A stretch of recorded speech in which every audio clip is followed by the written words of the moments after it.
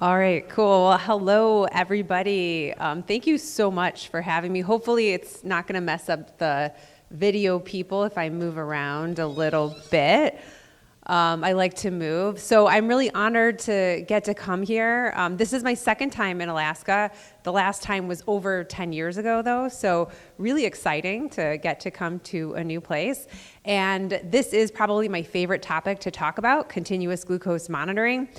One caveat I will say is that I can tell you I've been learning a lot just sitting down in the sessions I've been able to attend. And one thing I've definitely learned is that the care in Alaska appears to be different than the rest of the country. And I think you guys have some unique challenges in terms of how spread out things are and everything. So I'm going to share some innovative ideas and ways that you can utilize CGM, but some of them you might say, oh, wow, that's interesting. Maybe we could try this. And others you might say, oh, no, that's not going to work here. And that's okay. The idea is to give you some ideas and you can take with it what you would like. These are my disclosures. They speak for a number of different companies. And then in terms of learning objectives, I realize I should have turned this over here. So we are going to talk about the different types of CGM. We'll spend a little bit of time doing that because there's definitely been a lot of updates in this area. And I know several of the companies are here today, and you even have those wear experience options. We're going to discuss specifically ways that you could utilize CGM in group care. Oh, look at that. Wow, this is like excellent. Thank you. And then we're going to summarize some of the common challenges and solutions that can come up with CGM technology. So going back to the basics, because I realized I don't ever like to make assumptions about what people know and what people don't know. So continuous glucose monitoring, it is measuring glucose levels every 1 to 5 minutes depending on the device.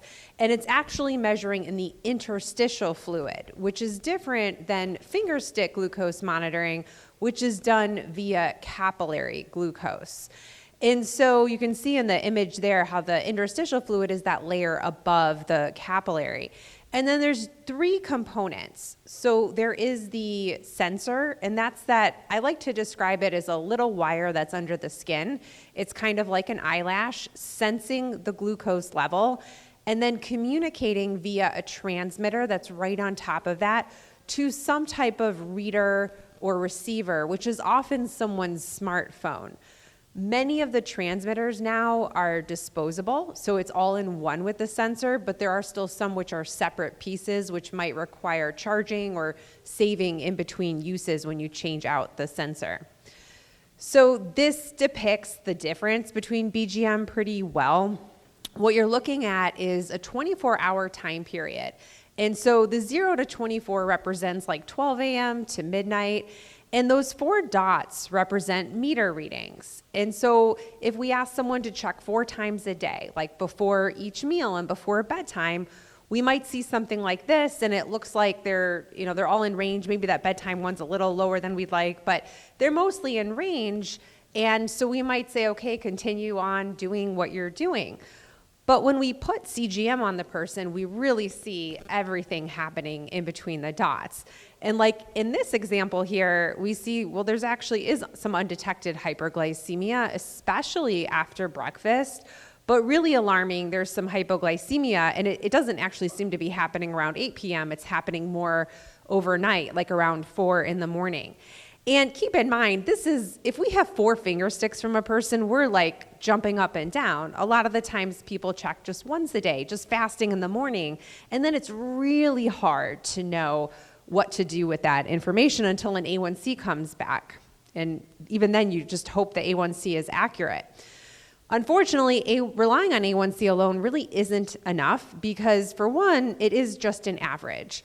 And so an A1C of 7%, which is our goal according to the American Diabetes Association for most people with diabetes, really can mean a lot of different things. You could have an A1C of 7% and be 100% in range or very close to it, maybe 80, 90%. You could be 70% in range, which is our goal for most people. That's 70% between 70 and 180. Or, like this image all the way on the left, you could have someone that's spending 20% of the time in hypoglycemia. And so you really don't know without having more of that information. On top of that, A1Cs are not always accurate. If any condition that impacts the red blood cells can falsely elevate or decrease that A1C. As it turns out, there are a lot of factors that impact glucose levels. And it's a lot more than just, oh, you ate sugar, you ate carbohydrates, so it went up, or you forgot to take your insulin, so of course you're high, or you took too much insulin and you're low. It's actually really nuanced, and of course the timing of medications, but also the composition of food, the fat, the protein, even the order that someone eats it in, the glycemic index. But also there's a bunch of psychosocial factors too, like how much stress a person's having in their life, which comes in a lot of different forms, how well a person slept, even the outside temperature can impact some people. So the point of all this is every person, it really is individualized. And the way a person can learn how they respond to these 42 factors is by wearing a CGM and seeing in real time how they respond. So real-time data is where it's at. These devices allow us, or allow the person wearing them, to see every 1 to 5 minutes how their glucose levels are responding to these different factors, to different foods, to activity, to the walk after their lunch, to how well they slept that last night or their morning coffee. Also, though, they can get alerts. They can get alerts for high and low glucose levels. And even though we advise people to check, let's say someone's doing finger sticks, they're getting ready to drive home from work, we'd say, oh, well, it's a good idea. Check your blood sugar. Make sure it's in normal range before you start driving, especially if you're taking insulin or a sulfonylurea. Well, let's say the person checks and they're 110 and they say, okay, I'm in normal range. It's okay for me to drive. But what if it was really 110 and there was an arrow going straight down or double arrows going down? It means that they could be very low in the next 15 or 30 minutes. And so CGM allows them to actually see that or get alerted if they don't remember to check, which a lot of people don't, or it's a lot of work we ask the person with diabetes to do. In terms of types of CGM, so there's professional and there is personal. And I have been an advocate of professional CGM for a long time because professional CGM can be a good tool when personal CGM is out of reach for people. If the cost is just a barrier to being able to wear it all the time, professional CGM coverage is often very good, even for the person that is not taking any medications. I will say, fortunately, the coverage for personal CGM has gotten better, and now we're able to utilize that for so many more of our patients. But when you can't use personal CGM, professional CGM can be another option. And so big differences are that professional CGM is technically owned by the clinic. And so it's something that is worn either 10 or 14 days, depending on which device you're using. And you have blinded or unblinded options. And blinded is where the person does not see their data while they're wearing it. That's often what's used in research trials, for example. But you still get that full retrospective report, which can be very helpful for medication adjustments. And then the professional is not compatible with other devices like insulin pumps and connected insulin pens versus the personal is connected with all of those things. So there are 2 professional CGM devices on the market. There used to be a third. There used to be the Medtronic iPro, but that one was discontinued a year or 2 ago. So we have the Dexcom G6 Pro, and this is a 10-day wear, and it is disposable. So even though it's G6 Pro, it is a disposable transmitter, so that's always nice. You don't have to worry about disinfecting it in between patient uses like we used to have to do in the quote-unquote olden days, which weren't that long ago. It was like, I don't know, a few years ago, we had the G4 and we had to disinfect it. It does have alarms and it does work. It can be used blinded or unblinded. When it's unblinded, you pair it with a mobile app and then the person can get high and low glucose alerts. There is a drug interaction with hydroxyurea, which isn't such a commonly used medications, but it is used to treat some cancers. And then compared to the Libre Pro is a 14-day wear. And this also totally disposable, but it's different than the personal Libres in that it's only blinded, The person does not see their data while they're wearing it. It is scanned by the in-clinic reader when the person is done after the 14 days, and then that data is able to be viewed. And the drug interaction is high-dose vitamin C, and then technically salicylic acid, but it's very high doses of salicylic acid, not like what you would expect from a low-dose aspirin. So personal CGM is now what is growing and growing thanks to the expanded coverage. And this past year, Medicare, CMS expanded the coverage now to cover for anyone that's either on a basal insulin, so just a once-a-day insulin. And actually, the way the language is, in the future, when we have weekly insulin, because insulin icodec is being studied right now, that people on that would technically also meet the criteria. The other criteria is actually hypoglycemia as well. So that paves the way for people that experience hypoglycemia, perhaps from taking sulfonylureas or secretagogues or other reasons. So that has really opened the doors because we know a lot of other insurance plans do follow what Medicare does. And some states have been really progressive. I am so fortunate to live in Ohio where Medicaid actually covers for any person with diabetes. And they cover 2 of the CGMs at the pharmacy. And so really, we have kind of no excuse now not to offer it to people that have Medicaid because we know the cost is not a barrier. They 100% have coverage for that. In terms of the devices, so we have the Freestyle 2. I didn't even put the original Freestyle 1 or the original 14-day because although I still have some patients that you see them and they're like, what? Why are you still using this older version? Most have transitioned to Libre 2 and Libre 3. And Libre 3, recently, the reader became available. So both Libre 2 and Libre 3 have reader options as well as mobile app options. The reason why the reader is important for Libre 3 is because Medicare would only cover it if it had a reader option. So now Medicare is covering that, so that is good. And big differences between the two are Libre 2 requires scanning. Libre 3 is a full-on real-time CGM and does not require scanning. Other differences are that the Libre 3 is a little bit smaller. They say it's like the size of 2 stacked pennies compared to the Libre 2, which is the size of 2 stacked quarters. But from the perspective of the healthcare professional, it's really nice because there's no longer any data gaps. So with an intermittently scanned or a flash CGM like the Libre 2, it is reliant on a person scanning it with their phone or their reader to see the readings and record those readings. And they do need to be scanned at least every 8 hours to avoid having any data gaps. Now, some people will say, well, that's great because then you can see how engaged a person is in looking at their data. And that part is true. However, when you're trying to look at someone's data to make adjustments and decisions and have a discussion, if you only have 1/3 of the data, that becomes a little bit more challenging. So it's been very nice with the Libre 3 to just have that really full set of data.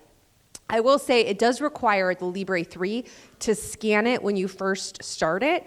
So that is an important point because recently I had someone with a phone that had like the world's biggest case, okay? And we couldn't scan it through this really big case. So I was like, well, hey, can we like take off your case? Well, he's like, we could, but it requires like nails and screwdrivers. And I was like, oh, that sounds really intense. Well, he said he has really limited dexterity. He drops his phone a lot, and so he needs like this really powerful case.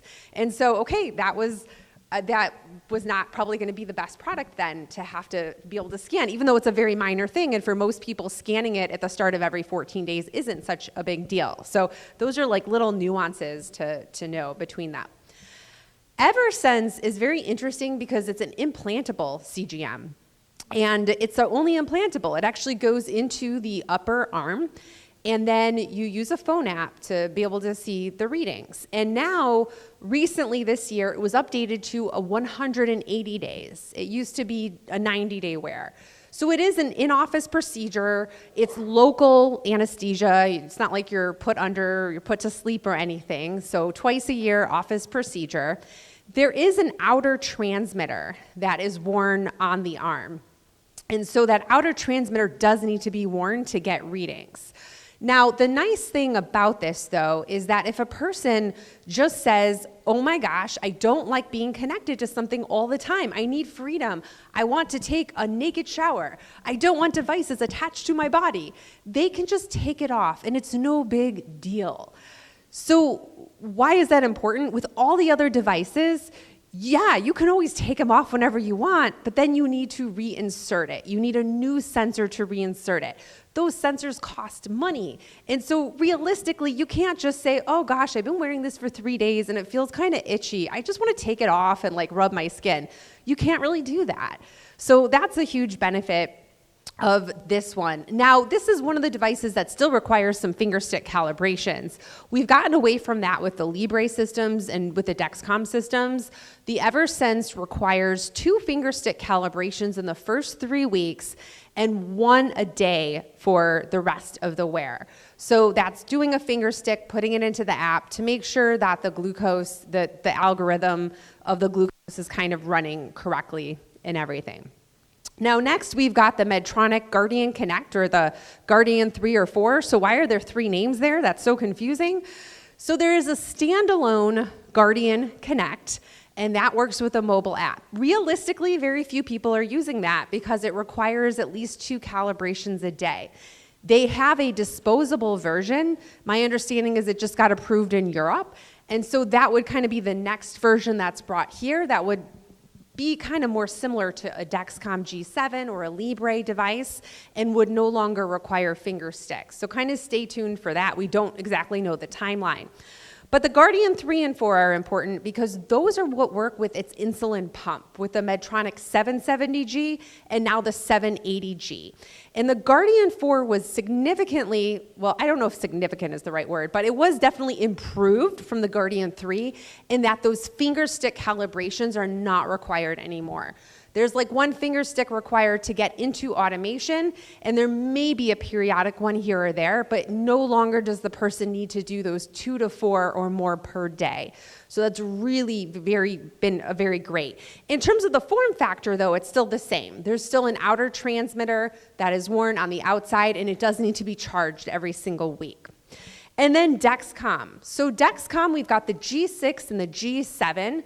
The G6 has a transmitter that is worn for up to 3 months. So at least there's no charging though. So it is saved over those 3 months, and the sensor is changed out every 10 days. There is no calibration required, but there is an optional calibration. And then the Dexcom G7 now is fully on disposable. There were several updates. It's much smaller. That transmitter piece, you no longer need a separate prescription for it. You no longer need to save it, because I've had several patients lose their transmitter, of course. They accidentally gets taken off, whether it was in the hospital or they just got it knocked off, or there's lots of reasons people could lose it in their years of wearing it. G7 also has 12-hour wiggle room. So it's a 10.5 day wear, really, where you've got those extra 12 hours to decide when to change it. And then the warm-up time. So all of these have different warm-up times. The Libres are an hour. The G6 is 2 hours. Now the G7 is only 30 minutes. So more quickly, people can actually see their readings while they have it on. And then in terms of, there's also differences between the devices in water depth. And just going back with the G7, there's a little bit more customization with alerts. All of these, you can have high or low glucose alerts, but they have an urgent low soon alert, as well as just some additional features in terms of, let's say you want to know if you're rising quickly, but you don't want to know if you're rising quickly and you're 60 and it's rising quickly. You want it to rise quickly. But maybe if you were 180 and it was rising quickly, that you'd want to know because you could take action. Those are additional things that you can do. And I think the other key thing, so this chart highlights a lot of the differences. The integration is really key. Some of them work with different insulin pumps, some do not. Some we expect to work with the insulin pumps soon, like the Libre 2. And the Libre 2 is gonna come before the Libre 3 with the pump integration. And when it comes, though, it's gonna behave more like a real-time CGM. And in fact, Libre 2 in Europe, they updated the app where it can function like a real-time CGM and not require scanning. So it's very interesting. what's kind of to come ahead. But right now, it's the Dexcom G6 that works with the t:slim X2 insulin pump and Control-IQ, as well as with the Omnipod 5 and with the Beta Bionics iLet. And then we're waiting to kind of see when G7, hopefully it'll be very, very soon, it's going to work with all of these, as well as Libre 2, and then eventually Libre 3 will work with all of these. Here's some just other differences in terms of wear sites, ages, and drug interactions. I do just want to highlight a little bit the vitamin C drug interaction with the Libre systems, because that's probably the one that comes up the most in practice. Doses over 500 milligrams can falsely elevate the glucose readings. It's not a ton. It's like an elevation of like 5 points, but it is dose dependent. So the higher the dose, the more it can falsely elevate it. And so I do find a lot of people are taking vitamin C supplements, so that is an important counseling point. And I'll often just ask like, hey, can you limit your vitamin C to no more than 500 milligrams a day? Vitamin C from food is not an issue. It's just from these supplements that can get those high doses. And then in terms of the future, though, there are going to be updated Libre 2 and Libre 3 sensors. When the integration happens with these pumps, there's going to be updated sensors, and those sensors are actually going to end up being a 15-day wear, and that vitamin C drug interaction will be mitigated to where it won't be an issue in clinical practice. We won't have to worry about those high doses falsely elevating it, because the FDA really wanted to see that it would be safe for use with these automated insulin delivery systems. So I've been harping on integration, but it is important because this is what allows these CGMs to work with automated insulin delivery to basically adjust insulin in the background for insulin pump users, and also working with connected insulin pens. And this is really the future, to get these dosing algorithms to make it a little bit easier to adjust insulin for the healthcare team. And also, to meet this standard of iCGM, you really have to meet the highest accuracy standards. So I specifically chose not to put MARD on my chart in here. So MARD stands for mean absolute relative difference. It is a marker of accuracy, and we generally say the lower the MARD, the better. So people will just look at the MARDs and they'll say, oh, well, that one's 8, or that one's in the 7, so that one's the best. But really, it's not so simple, because it depends on how they were studied, what population they were studied, what glucose excursions were used. And so unless they're all compared head to head, which they haven't been, you really can't make conclusions. But what you can say is, if you've met this iCGM status, you've got to be pretty accurate, because the FDA has allowed it to be automatically dosing insulin off of that. So Dexcom G6, G7, Libre 2, and Libre 3 have all met this. Also, one other thing I want to add, which has been really big news this year and has dramatically impacted my clinical practice, is that Dexcom G7 and the Libre 2 and Libre 3 are now cleared for use in pregnancy. So we used to say, oh, they're contraindicated, even though for like type 1 pregnancy, of course people were using them because they were using them before pregnancy, and we weren't going to say, give me back your CGM because you're pregnant. But now this has really opened the door to where we are. It's becoming our standard of care. We're giving it to more and more pregnant patients. We're definitely utilizing it in pre-existing diabetes and pregnancy. And then for those with gestational diabetes, we're also really a lot more utilizing these, because the standard of care has really been checking finger sticks 4 times a day, and we know that can be challenging. So with all of this, though, I think one of the challenges becomes, well, what do you do with all of this data?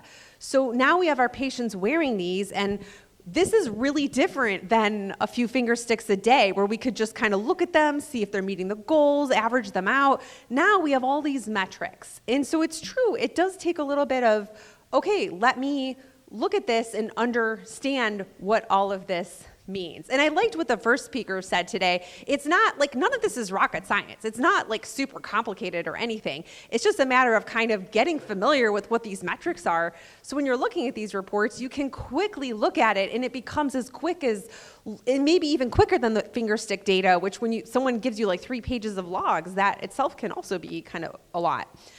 So we are looking for time in range, which for almost everyone, the time in range should be 70 to 180. The only time it's not 70 to 180 is in pregnancy. That's when it's 63 to 140. Outside of that, though, you always want 70 to 180, and you're aiming for at least 70% in that range, and then you're also looking at that time above range, the time over 180, and the time below 70. Those are really the key things that you're looking for. We also want to look at the percentage and the amount of data that we have. The gold standard for interpretation is to have 14 days of data and at least 70% of the data captured over that time. So if someone, for example, was using a flash CGM and not scanning it all the time, or they weren't wearing their sensor for a week, then you may not have all of that data. Although what I always say is, just because you don't have the data, like, should we just turn the patient away and say, well, come back when you have 70% of 14 days? I would never do that. Whatever I have, to me, is better than having a few random finger sticks. So I think you can still make conclusions and look at the data. It's just that if you were trying to assess, for example, someone's estimated A1C or their time spent in hypoglycemia, if you were missing half the data, it may not be possible to fully make conclusions from those things. So we can also look at the mean glucose. The glucose management indicator is basically that as estimated A1C from that CGM data. And then coefficient of variation is a marker of glucose variability. Basically, how much up and down is it? Are they spending a lot of time high, a lot of time low?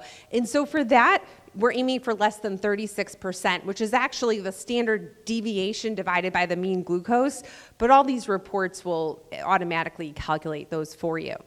So for most people, we're all the way here on the left. We're aiming for that 70% time in range with less than 4% of the time below 70 and less than 25% of the time over 180. That includes in that 25% less than 5% really high or over 250. In that under 70, we want less than 1% of the time under 54.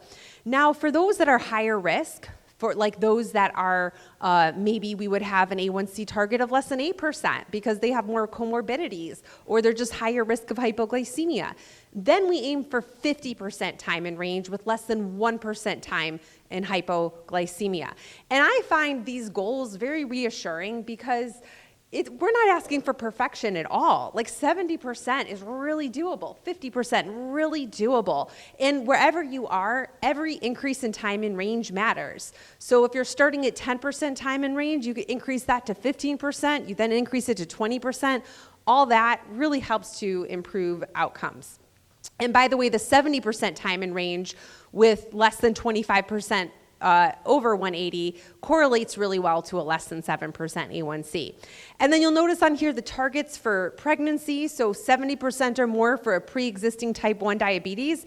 Sadly, we don't have actual guidance on what to do for gestational diabetes or type 2 diabetes in pregnancy, which is kind of crazy since now these devices are approved in those populations.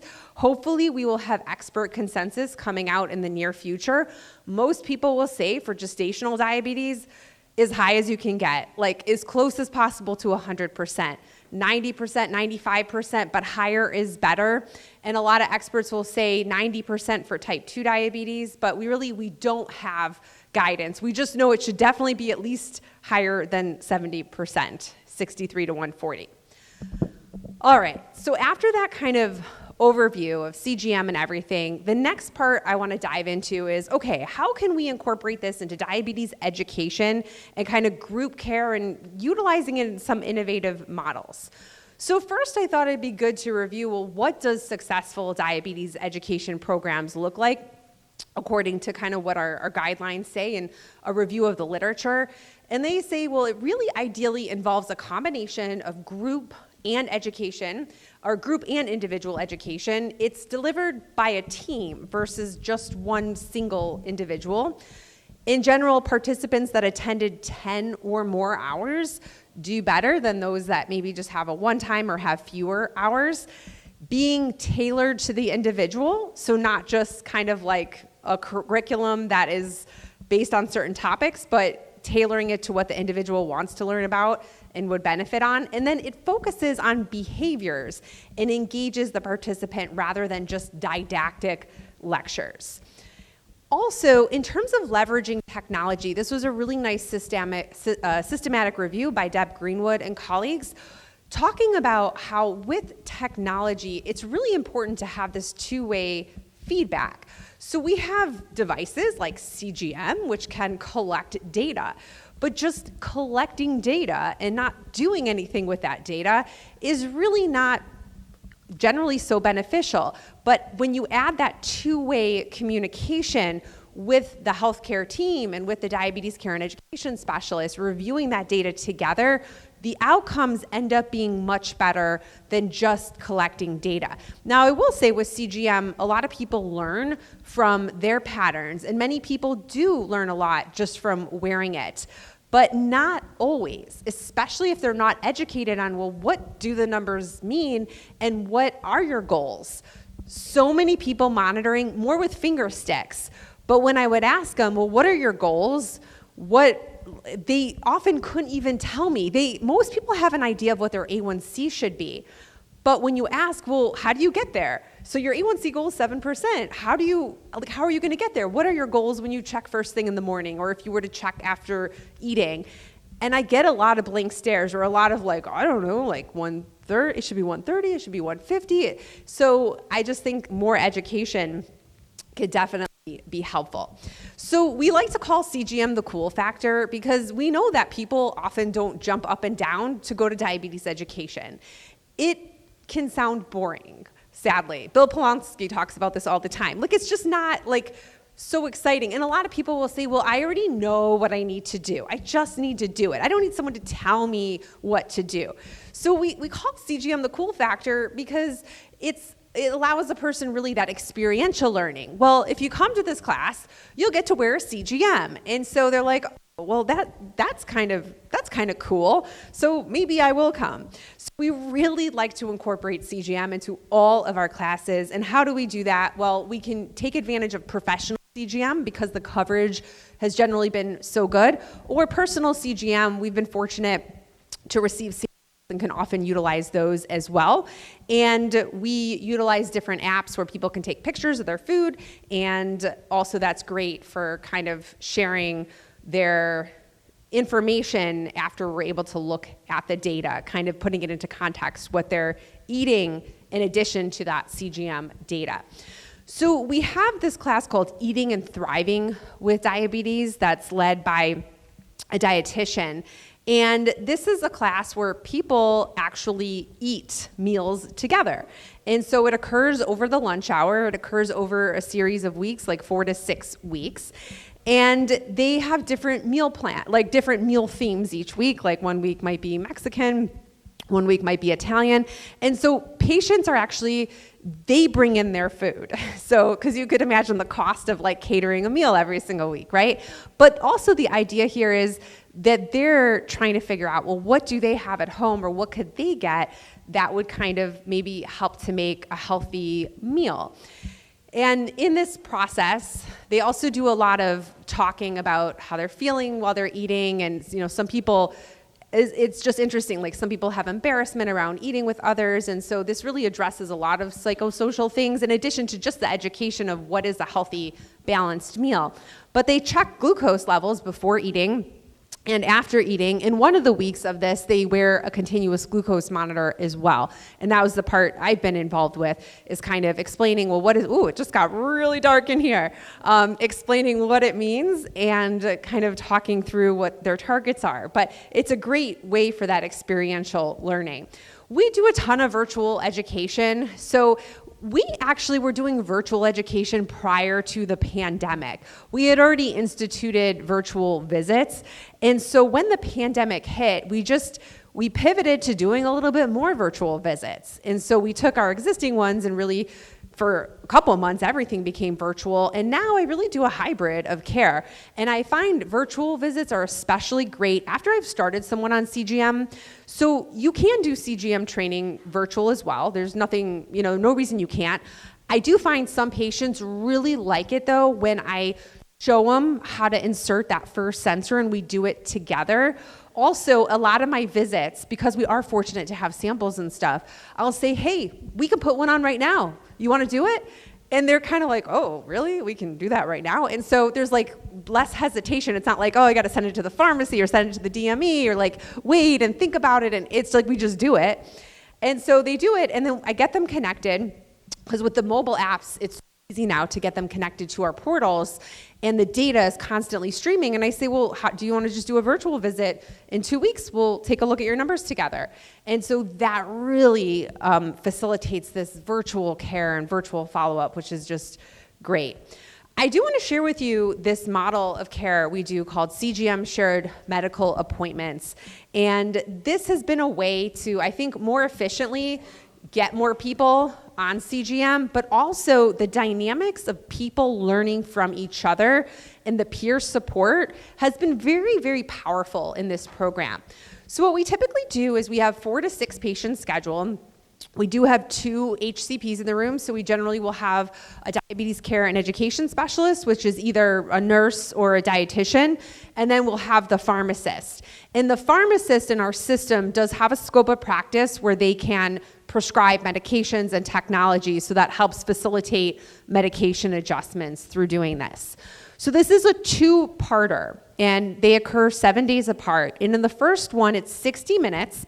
And we do a brief presentation on some of the do's and don'ts with CGM, like do shower and bathe, they're waterproof, don't knock it off, don't pull it off, I guess there's less don'ts than do's, more do's. We try to be positive. And then we do encourage people to keep a log. We either give them a handwritten log if they prefer that. Some people like to log things on their phone, or we do utilize different apps, like Under My Fork is an example, where people can take pictures of their food, and that can be helpful as well. And then we utilize these conversation maps just to make it a little bit more interesting, because there's like some cards in there and people can pull the cards and read things, and it just keeps it a little bit more engaging versus us like doing just a PowerPoint. But also in this, this is where I ask people about their glucose targets and their goals and how would they treat hypoglycemia. And so often I find people, they don't know these answers, even though a lot of people will say, well, I don't need education, I know everything. And so whether they're hearing it for the first time or it's just a really good review, we find this is kind of a way of sneaking in diabetes education. We do help then insert the devices. And then if they're using an unblinded device, we set up the high and the low glucose alerts.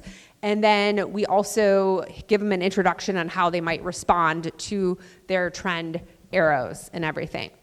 So the part 2 is 7 days later, and this one's a little bit longer. It's 90 minutes long, and here's where we review the data together from the devices, and we have a discussion. So from Adam Brown wrote this book. It's probably available on Amazon and all these places, but he used to work at Diatribe. It's called Bright Spots and Landmines. It used to be free. I don't know. You might have to make a donation, but it's a nice book for people with diabetes. And the idea of, well, what was a bright spot? Maybe you discovered that you ate eggs for breakfast and your blood sugars didn't go up as much. Maybe a landmine was you went low and you treated it with 32 ounces of regular cola, and then you spiked up a little higher than you wanted to. So we talk about that, and really in this, we put the data up so we're all looking at it together, but in a non-judgmental way where we see, oh, a lot of us do the same things. Like, it's really common, a lot of people eat cereal for breakfast, and on the weekends when you have the eggs, your blood sugars don't spike up as much. So we see how cereal or oatmeal is like how they impact the blood sugars. It is really common that people overtreat hypoglycemia, or seeing the impacts from different activity and trying to go for that walk after the meal. And then through doing this, we come up really through shared decision making and the power of peer support through making lifestyle meal planning recommendations, as well as medication adjustments in this. And one thing I do is I always look at everyone's medication list prior to this. I do confirm it in the appointment, what meds they're taking, so that I am ready to make any recommended adjustments based on kind of what we're seeing. Every person gets a copy of their report, and it's also shared with the ordering provider. Now, we have been doing these in person, but I think really this part 2 could easily be done virtually as well. Now with the systems so easily being available remotely on people's phones and being able to share that data that way, I think that could be really easy. Because back when we first started this, originally we were doing this with like the Dexcom G4 and the Libre Pro. And so with those devices, we had to wait for the person to come back. And when they came back, we would download it. And actually we would have this is why we really needed 2 people, because one would kind of lead a discussion like about these bright spots and landmines, and the other would work on downloading all the devices. Now, with the phone connectivity, you can get the data set in advance, so you don't have to wait for the person to come in. And so you can be ready with all of that. And it would also really facilitate doing this on a Zoom as well, or whatever your virtual platform is. So in terms of education, and I should say now we do it with the G6 Pros or with the Libre devices, so personal Libre devices, because the Libre Pro, the issue is that you do have to download it. It doesn't have the connectivity. All right. Education tools. So we like to use those conversation maps, also different recipe binders. The pictures of the food is so helpful because then our dietitians can like really go at it and they can talk about, like which of these are considered carbohydrates, which would be a fat, what would be a protein. And for those carb counting, they can talk about what that might look like in terms of the numbers or estimates. The importance of keeping a food log when doing this. So I don't expect people to enter information all the time. And with our CGM devices now, all of them have the capability where you can actually put in, you can definitely put in things like insulin, like carbs.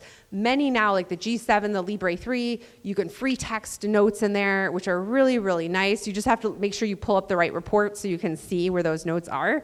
So I always ask my patients if they're doing that. But I also think it's like a lot to track that stuff all the time. Some people might find it helpful. Like some people, they track their food, they feel like it helps them to kind of keep track of what they're eating, maybe regulate how much they're eating. But I think for a lot of us, that's just like, that's too much with everything else in life. And so I try to be really mindful of that and not ask people to just collect endless data. But I do think it's very helpful before my appointments, like 3 to 7 days before, whatever they are able to write down is super helpful. And in this example, this is showing a few different days of data. And like you see on Sunday, November 6th, okay, there's more yellow, there's more time spent in hyperglycemia, versus if I compare that to Monday, November 7th, that day's a little more in range. Well, if I want to engage in a discussion and ask the person, well, look, it looks like this day you were more in range. Like, what did you do that day? What contributed to that? What did you have for lunch or for dinner? It didn't even peak after dinner. It stayed close to 180. And they just look at me with a blank stare because who the heck remembers what they ate a week ago for lunch or for dinner? Like, very few people, unless you eat the same thing all the time, which is not real life for most people, right? So it just becomes more challenging to really dive into it without that. And so whatever people can write down really helps with that too. I just wanted to provide a few examples. So this was someone that came into one of our classes, and 25-year-old with type 1 diabetes, A1C 6.6%, never brings in a log. So everyone's just kind of like, all right, like carry on, you're doing great, like your A1C's the goal, right? But turns out like this is actually spending 14% of the time in hypoglycemia and only 48% time in range. And his glargine was 16 units twice daily. Oh, I don't have the follow-up to it. But like it turned out from talking with him, he was skipping his second dose of glargine more than half the time because he was going low. Not because he was like some quote unquote non-compliant patient that's not taking his insulin like he should. Look at all the nights he was going low. So he made the calculated decision, gosh, I don't always want to take this insulin because I'm going low. Now, unfortunately, what happened with his team was that his dose was steadily increased because his A1Cs usually were not at target. And so the easiest thing to do when it's not at target is to just go up on insulin, especially when you have no other information. So we really had to like totally redesign his regimen. And so I'm happy to say that now he's on personal CGM and he's not having this much hypoglycemia. We've been really fortunate that now in type 1 diabetes, CGM has really become standard of care. I occasionally still have people that come to me and they're not on it yet. And I'm like, ooh, like I get so excited when I get to be the person to introduce it to them. But we are seeing now it's really becoming standard of care for type 1 diabetes. And this was a person that came in and he had type 2 diabetes for several years, and he was really on several medications already. At the time this was taken, I think the dulaglutide 1.5 was the highest dose. We didn't have the 3 and the 4.5. But even still, there's only so much additional A1C lowering. I mean, there is additional A1C lowering, but perhaps not enough to get to his goal that he would need. So his A1Cs were consistently high, but he really just didn't believe it. And it's because when he would check his glucose, like his fasting and his pre-meal, he would find that they were at goal. They were really around 130. And so in his mind, he just thought his A1C must be wrong. And as it turned out, when he did this, we could see he was only 35% in range. He was averaging well over 200. And through really the peer support of the other people in the room, many were on insulin already and said, this is fine, like it got me to goal, like this isn't a big deal taking a once a day insulin.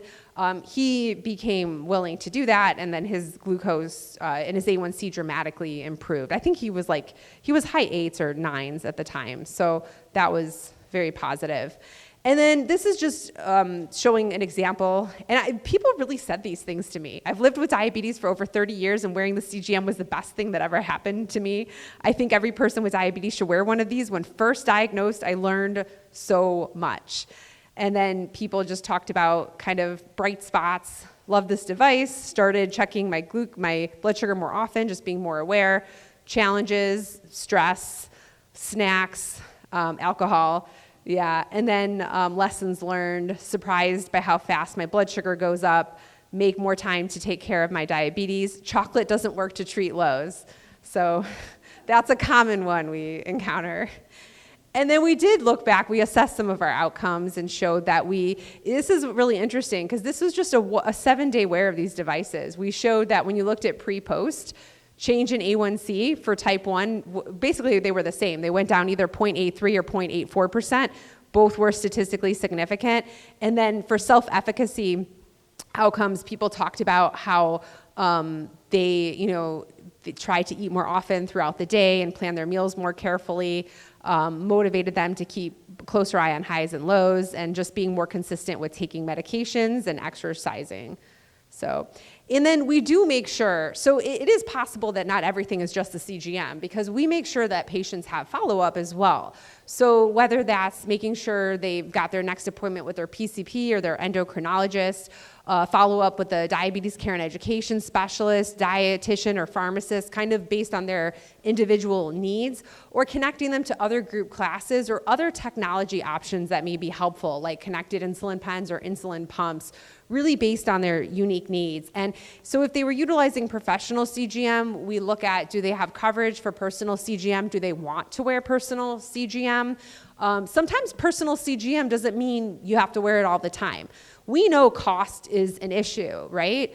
And so one option is that you wear personal CGM sometimes. So if the sensors, for example, like with commercial insurance, the lowest cost usually is like about $75 a month. Sometimes you can find like coupons on GoodRx and different things, but let's say it's $75 a month. Sometimes it is higher because if you don't have commercial insurance, it might be $120 or $130 a month. So what if you just wear one sensor every 3 months? Well, now you've taken that cost and you've really dramatically lowered it. If it was $120, now it's $40 a month. Heck, you can wear one sensor every 6 months. Something is better than nothing in my mind. And so whatever you can do, whatever the person's agreeable to, I really think some CGM is better than no CGM. And also, I don't think every person necessarily needs to wear CGM all the time. I think people on insulin really, really benefit from wearing it most of the time. But I think those that are on other therapies may not need to wear it all the time. And we've seen a lot of incredible things with the incretin therapies, with the GLP-1 and the dual GLP-1 GIP agonist. So to close out my time with education and training, because I got my 15-minute warning, and I actually cut down my slides. So I figured I'm going to do great. I'm going to have all this time for questions and everything, but I think we're still good on time. So this is a quote from the Standards of Care that says, "No device used in diabetes management works optimally without education, training, and follow-up." And that couldn't be more true. And here's an example of a patient I saw. She'd been wearing this device for 3 months. I'm not the one that trained her, by the way. But she'd been wearing it for 3 months, and these are her numbers. And so she's like 2% in range. But like the tragedy here is that in those 3 months, like she's actually wearing it. She's wearing it most of the time. She continued to wear it, but didn't like reach out and say, "Hey, I think my numbers are high," or like, "I think I should be in range more." Or so that's really the tragedy. Just collecting data for the sake of collecting data is not meaningful. We have to teach people how to act on it, or at least follow up with them sooner. So this is a framework created by the Association of Diabetes Care and Education Specialists. ICC framework stands for Identify, Configure, Collaborate. And the idea is this is a way to overcome some of the barriers to technology use and therapeutic inertia. So the first part is identifying the right technology for the right person at the right time, individualizing it perhaps based on some of those unique considerations between devices, as well as their connectivity options. But that's not enough. Configure is, okay, setting what are going to be meaningful alerts. The people that quit CGM are the ones that say, "It's waking up my partner in the middle of the night," or "It's beeping, it's buzzing all the time. I want everyone to know that I have diabetes and it's beeping all the time." So there are a lot of ways we can turn off those alerts, and we've got to take that into consideration. And then collaborating. So looking at that data together with the person with diabetes and making adjustments based on that data.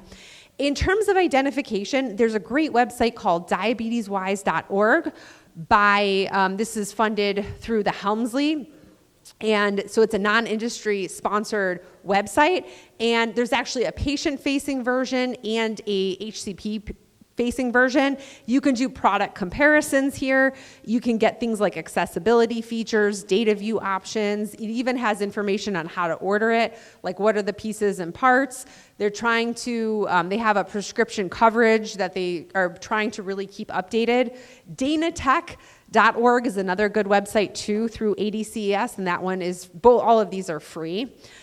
There's several key education and training points that really set people up for success. And I think had some of these been gone through with that previous patient, Camille, perhaps she would have reached out sooner in terms of what the numbers mean and everything.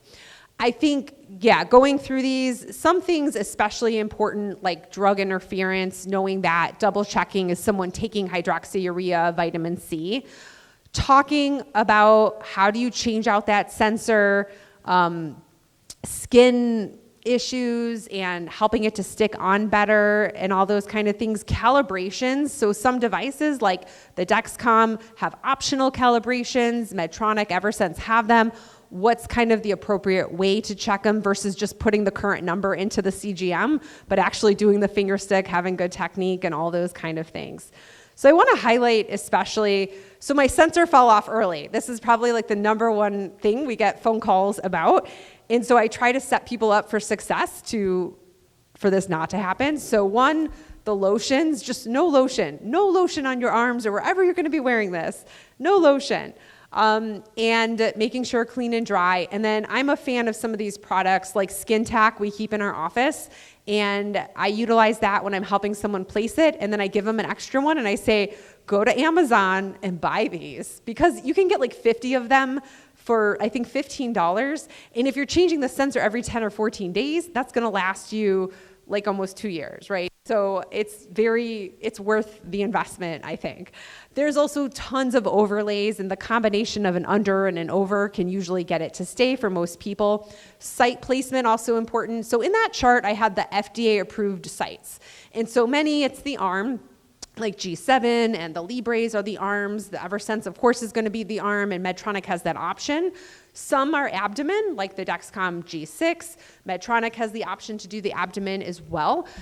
But those are the recommendations. Those are the guidance. We can use our clinical judgment to help people perhaps identify other sites that might be better. And the arm for some people just does not work. Sometimes they have a lot of scar tissue, a lot of things, so they've had surgeries on their arms, and just it ends up not being an ideal spot, or they just always knock it off. It just doesn't fail. They always on their arm are going to knock it. They're going to bump into a door.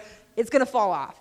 And so we say, okay, maybe for you, the abdomen's going to be better. Maybe the upper leg is going to be better. I mean, we use our clinical judgment, and you can always double check finger sticks to confirm, is it working accurately?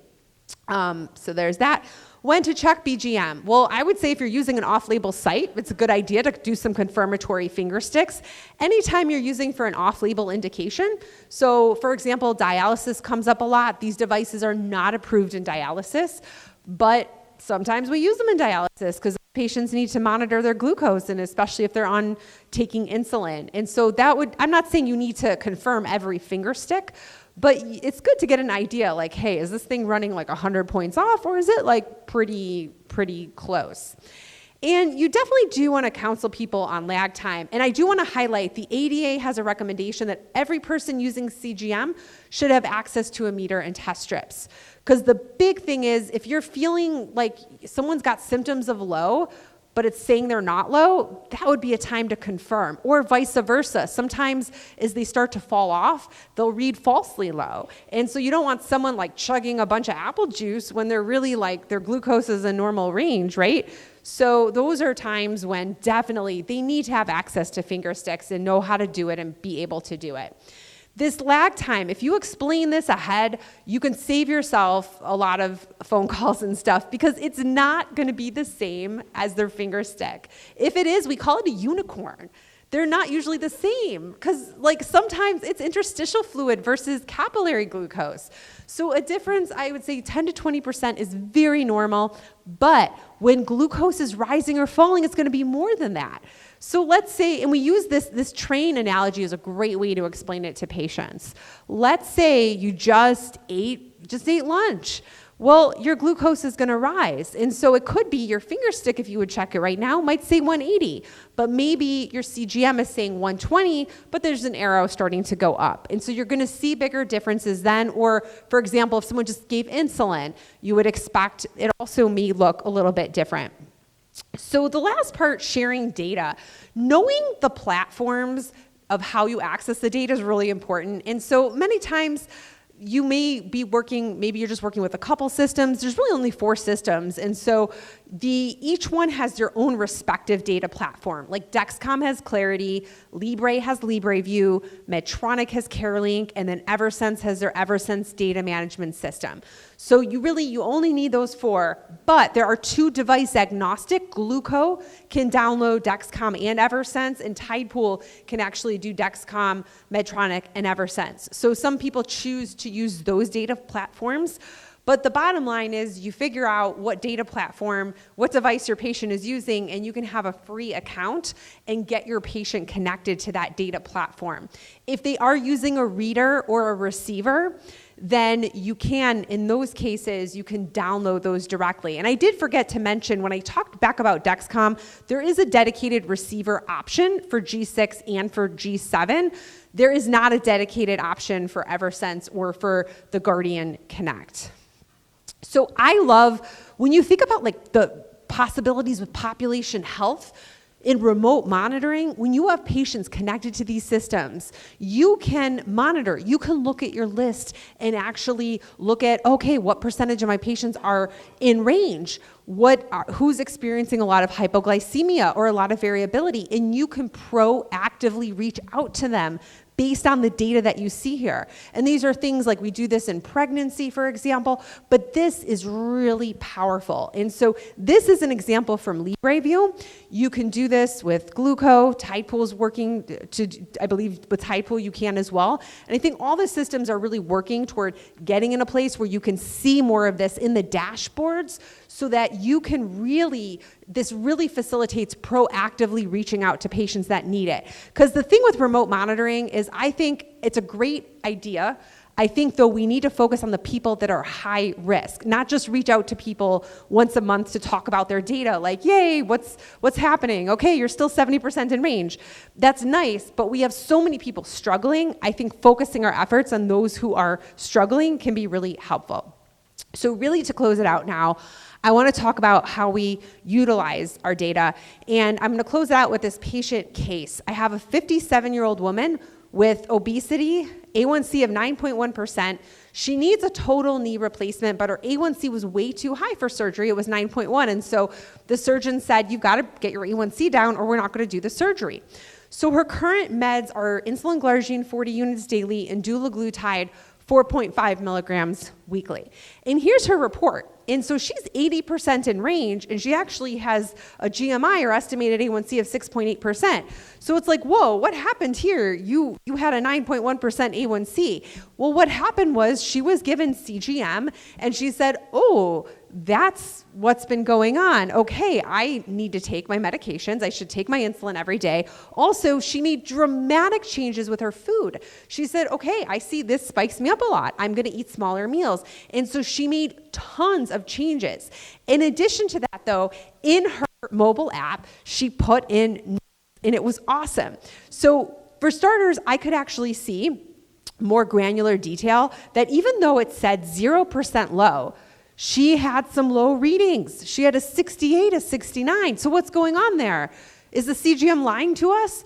No, it's just that it's aggregating the data. And so she wasn't low more than 1% of the time, but she still had some lows, which is why I always ask people about lows, even if the report says 0% low. So she is having some lows. And then, she put in some notes about different things that she ate, and it was helpful to kind of see how, like, she put in, I had barbecue chips, and she could see how that, I think, spiked her up a little bit more. And so that all was very, very helpful. Well, what did I do for her? I actually decreased her insulin. I went down 10% because she's having lows and she's making all these beautiful changes. So I decreased it to 36 units daily. But would I have done that if I didn't have the CGM data? Oh my gosh, it probably would have been a very different conversation. I would have probably gone up on the insulin because I would have said, oh, well, you've got a 9.1% A1C. So even if she had already been making changes, I think anyone would be like, oh, we've got to go up on it. But actually, through the use of CGM and all those changes, we ended up going down. So with all that, my closing remarks are, you can see there's multiple different types of CGMs. We have 4 brands. Likely in the future, may have more. They offer differences, but I think at the end of the day, they're becoming more similar than different. And we know there's a lot of benefits for people being able to see that type of data and getting alerts. CGM can be incorporated into diabetes education, and it can really increase your cool factor. Also, lots of virtual possibilities and options, population health, remote monitoring through this technology. And then a lot of these common challenges can be overcome through education and preparation. With that, here's my contact information. I am on social media. Feel free to follow me. I also have a podcast I do with Natalie Bellini, an amazing nurse practitioner.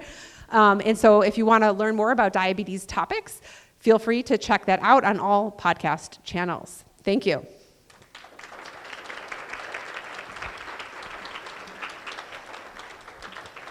Am I allowed to take any questions, or have I exceeded? Oh, I am. Okay. So if you have any questions, I'm happy to take any. I think the last speaker ended early, so that gave me a few minutes. Any questions? Everyone's itching for their break. You have a question? Yeah. I was just wondering, what would you like to see happen next with CGM? That's a great question. So what would you like to see happen next with CGM? So there's a lot that are working on non-invasive CGM. And so the idea that maybe it'd be a watch or something taped on the body, I love that idea because then you really can just take it off anytime. And I think that would be really cool. I know there's some talk about over-the-counter CGM, and I think that would really increase access because one of the biggest barriers I see to CGM is that Medicare and still many commercial insurance plans require you to go through DME, durable medical equipment. And that is a headache. it can be a headache. There's places like Parachute which have made it easier to order through that route, but it requires chart notes. It requires some extra communication, which for busy practices that don't have a dedicated person to do that, it just is a barrier. So I think ways to increase access, definitely seeing the costs continue to come down and really just being more widely available to everyone. Yeah. Yeah.